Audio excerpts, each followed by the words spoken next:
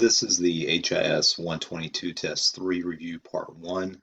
We'll start with questions that come from chapter 28. Number 1 asks, what did the GI Bill of Rights do? The GI Bill of Rights provided money and support to returning veterans from World War II. It enabled veterans to go to college. That was one of the big benefits of it. It really changed the makeup of college population in America. It made college much more affordable and achievable for families, but it also provided veterans who were not interested in going to college opportunities to get low interest loans for startup businesses or to purchase homes or farms.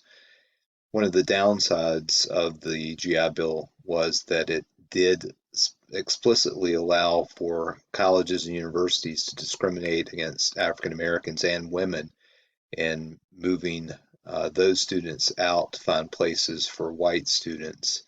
So that was certainly one of the negatives of the GI Bill of Rights.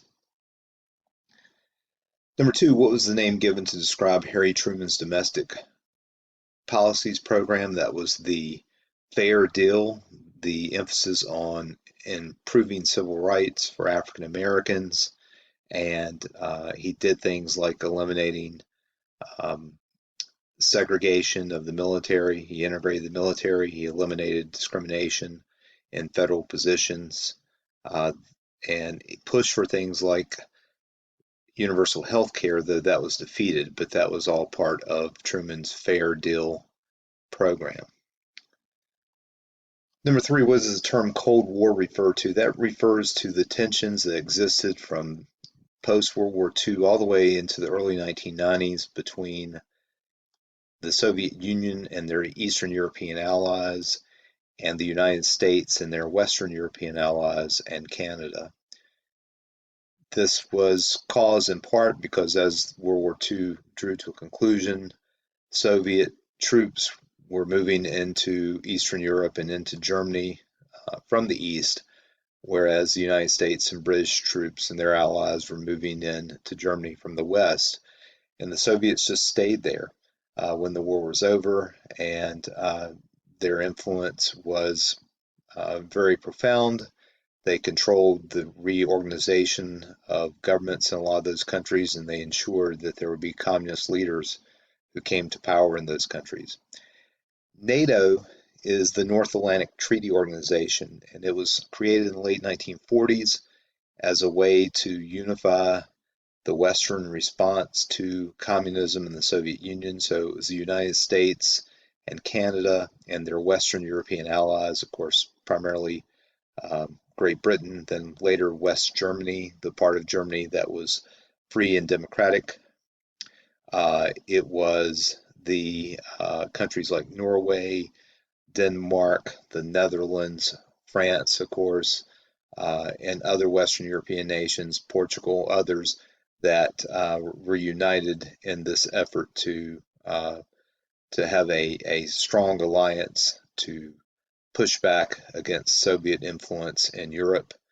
And of course, as I mentioned in class, NATO has expanded significantly over the years, so that now even certain countries that were formerly part of the Soviet Union, such as Estonia and Latvia, Lithuania, those countries are now part of NATO, and NATO is a significant part of U.S. national defense and an essential part to our foreign policy and defense setup.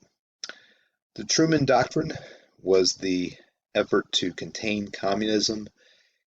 That's the foreign policy military doctrine that emerges in the Truman administration and is expanded upon by future presidents, but that really the idea of stopping the spread of communism is going to be a bedrock of American foreign policy, but that was the idea of Truman Doctrine, containment of communism. The Marshall Plan was named after Secretary of State George Marshall, who was the chief Allied commander during World War II. He also served as Secretary of Defense. The Marshall Plan involved massive amounts of foreign aid going from the United States to countries in Western Europe to help rebuild those countries so that they would not be tempted or driven towards communism. It provided stability, ensured those countries would remain democratic, and also drew them closer to the United States as allies. Number four, what led to the Korean War? Well, the Soviets maintained influence in communist North Korea, because it was conquered by Japan during World War II. It ended up being split, with the northern part of Korea being heavily under the influence of the Soviet Union. And then as communists came to power in China, also uh, providing support to the North Koreans. The southern part of Korea was anti-communist, more democratic.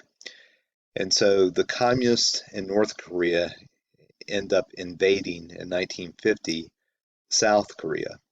And when they invade South Korea, and they do so with military support, weapons and such from the Soviet Union, they drive the South Korean military really towards a very small portion of the country of the territory that made up South Korea, before the United States and other United Nations countries could come to their aid. Douglas MacArthur was the leader of the UN military effort initially.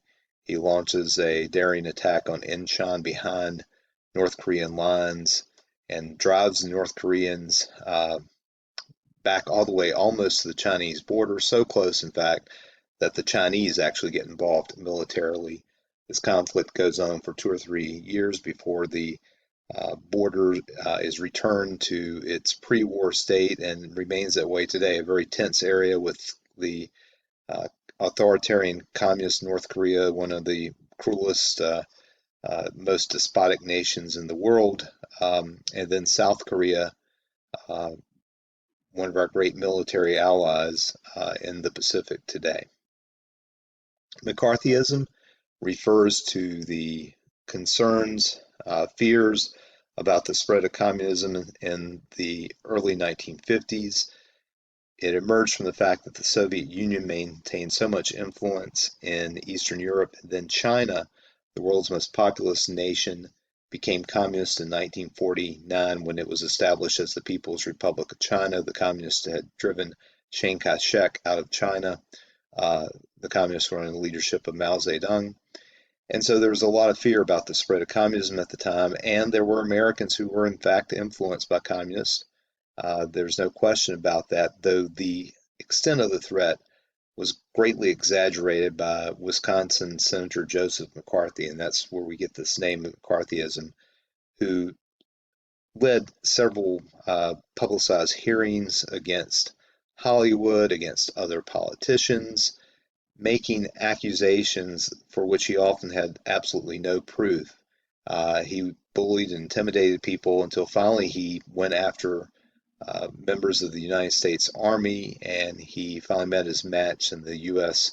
Army attorney by the name of Joseph Welch, who embarrassed him in televised hearings, and that were well covered by the media, and that finally brought down Joseph McCarthy when people realized he was sort of out of control.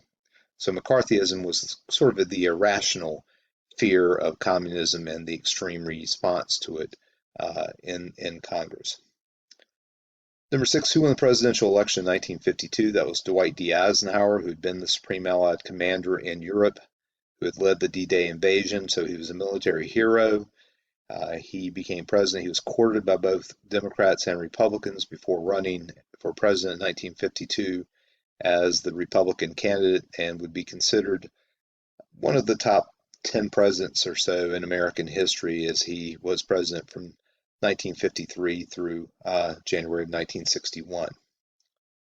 Sputnik was the first artificial satellite ever launched into space. It was the Soviets who did that in 1957, and so it sparked a lot of fear in America as Americans were able to look up overhead at night in certain parts of the country and see this Soviet-made space device, satellite, orbiting the Earth, and that was cause for great deal of concern. It led to the establishment of NASA and to increased efforts to improve math and science in American schools. Number 8, what was decided in the Brown versus Board of Education case? That was the 1954 U.S. Supreme Court case that led to the end of segregation as the law of the land.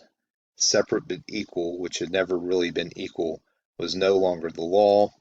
It called for the integration of public schools and other public facilities, though it would take a long time for that to actually occur as southern states especially engaged in a campaign known as massive resistance to not implement the ruling of the Supreme Court in 1954.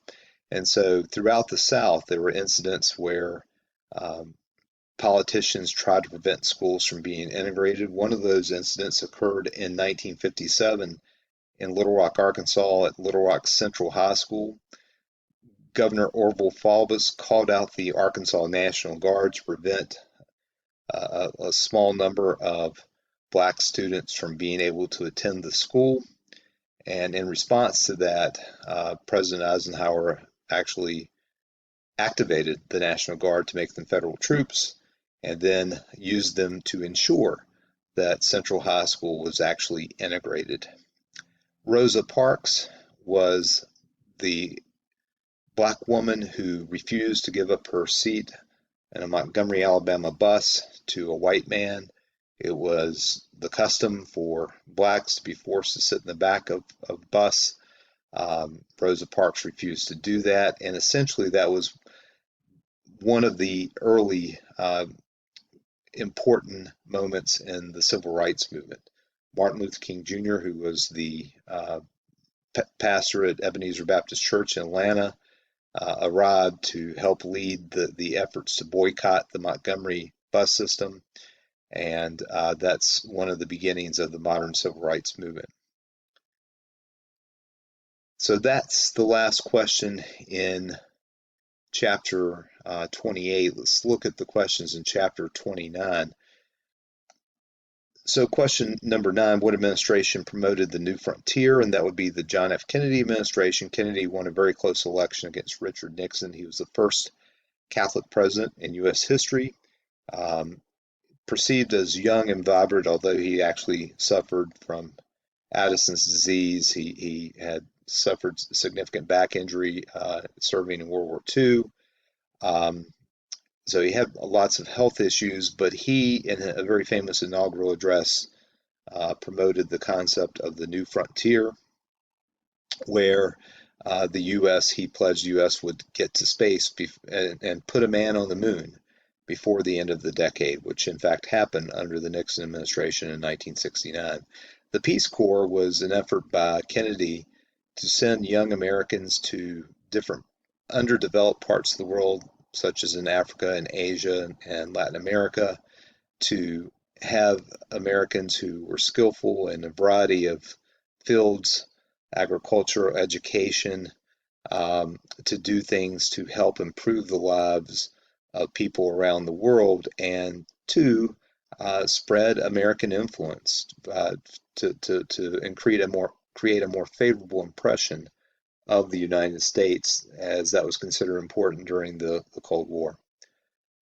Number 10, what was the Bay of Pigs invasion? That was the effort initially crafted under the Eisenhower administration, which Kennedy carried out less than 3 months into his presidency, where Cuban dissidents, those who opposed to the regime of Fidel Castro, had taken over Cuba in the late 1950s from Fulgencio Batista, and many Cubans who had made their way to America went back to take part in this invasion.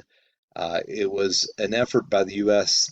to overthrow Castro, but not show too much American involvement.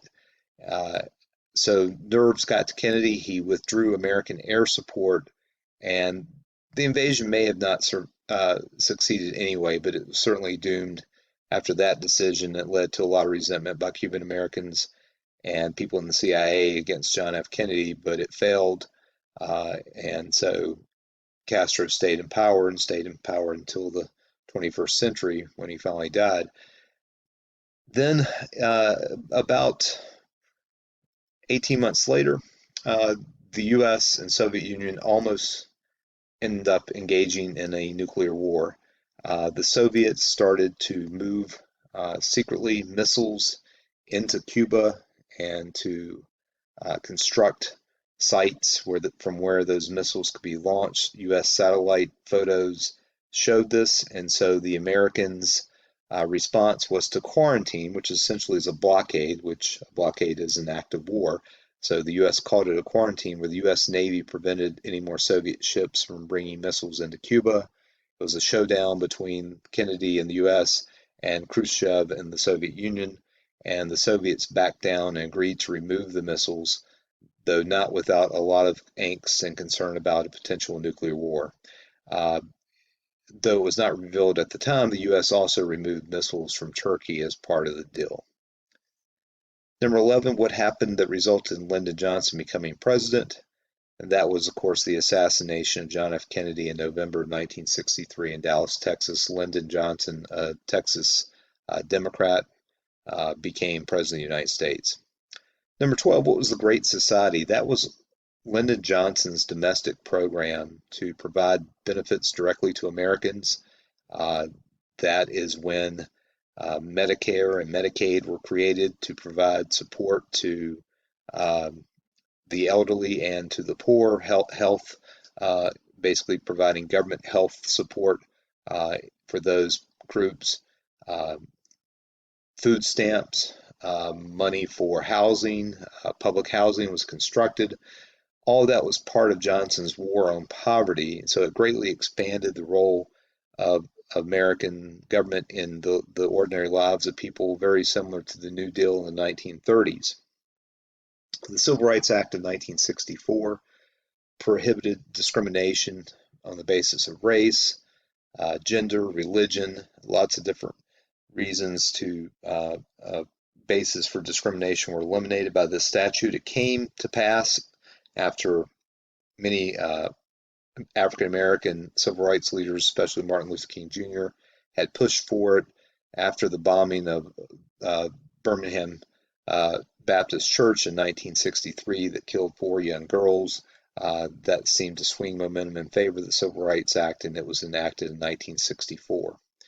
The leader of the civil rights movement we mentioned was Martin Luther King Jr. The Freedom Rides were buses that traveled from areas in the Mid-Atlantic and north to the south that had integrated riders, both black and white riders, which violated laws in the South. This started in the early 1960s. Many of these buses were met with violent resistance by individuals, whites in the South, opposed to racial advances. Number 13, in what Asian nation did the U.S. become fully involved in bloody conflict in the 1960s? It lasts since the 1970s. And of course, that would be Vietnam, where the U.S. gets involved in the early 1960s. Even really before that, in the 1950s, military advisors were sent to Vietnam. And then by the time the Gulf of Tonkin Resolution is passed in 1964, America is fully engulfed in this war in Asia.